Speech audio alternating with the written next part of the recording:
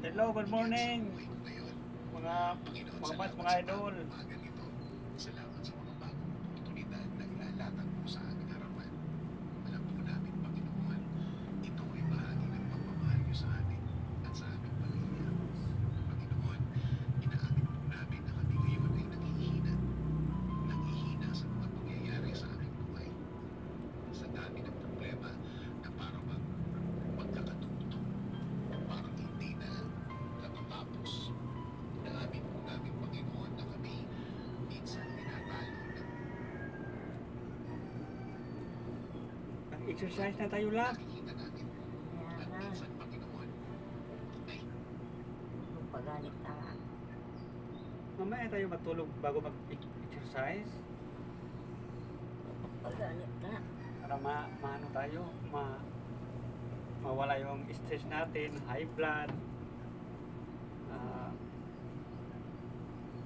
mga panot sa katawan, pag mga exercise.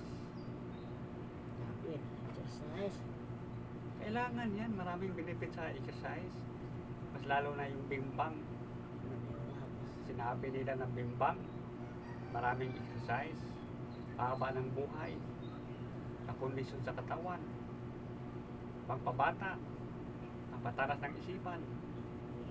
Ang bimbang na yan ang sinasabi nila.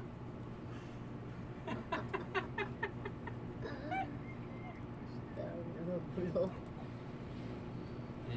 Nakatatlo lang tayo kagabi, kailangan ngayon. Kahit nga isa wala. Maniwala ba kayo mga panungay idol, kahit isa wala daw, hindi na yan kapag paniwalaan, ano? Kahit isa daw wala, yan ang benefits. Pagod na. Timbang, wala pa nangyayari. Pampatanggal yan sa pagod, pampakondisyon sa katawan. Sakit. Saka ano?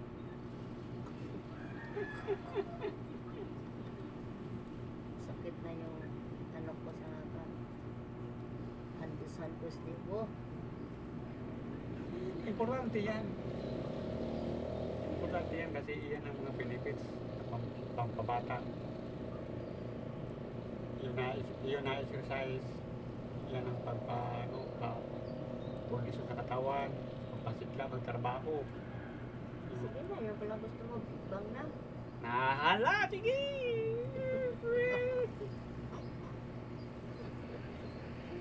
Yee! Bang na, bang na. Yee! Bang na.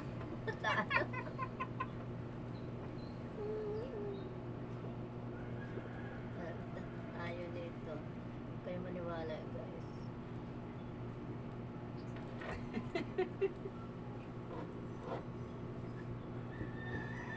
Bang na daw kami, guys.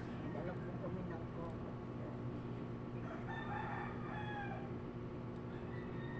Oh, bango-bango. Bango-bango mo lang. Oh, bango-bango. Ay, sa wakas. Tapos na nagbimbang. Dali ra. Kakatapos lang mga idol. Bang. Kung nakita nyo itong video na ito, pakilike and share naman, comment mga idol. Luzon, Visayas at Mindanao. Maadjong buntag dihan ninyong tanan. Kung sa Tagalog pa, magandang umaga po sa inyong lahat. Huwag kayo magkumpiyansa sa panahon ngayon. Kailangan magdadala kayo ng payong kasi biglang umulan lang mga idol. Wala ng ulan ngayon. At mag-ingat kayo palagi. Kasi nangyari nung isang araw, may naglalamog, naghatid saan na lugar, hinatid yung pasahero, sinaksak. Kasi ang pasahero nagplano na hold upin yung driver sa lalamog. Yung motor ang kukunin. Naku, ngayon nahuli na siya, yung nakadilaw na t-shirt, yung pasahero. Tapos grabing black eye. Ewan ko kung anong ano yan ni Madam Sara Duterte. Anong desisyon yan? Kulang ba yan sa desisyon? Dapat lang atin lang to itimbog na yung pamagal niya ng mga tao kasi walang magandang pag-iisip. baka adik yan. Baka dumami pa sa mundong ito. Kaya nga, kung makita nyo itong video na ito, pakilike and share naman mga pasong idol, Luzon, Visayas at Mindanao. At ingat po kayo palagi. God bless po sa inyong lahat. I love you all. Shout out sa lahat ng nanonood mga pasong idol. Good morning sa inyong lahat.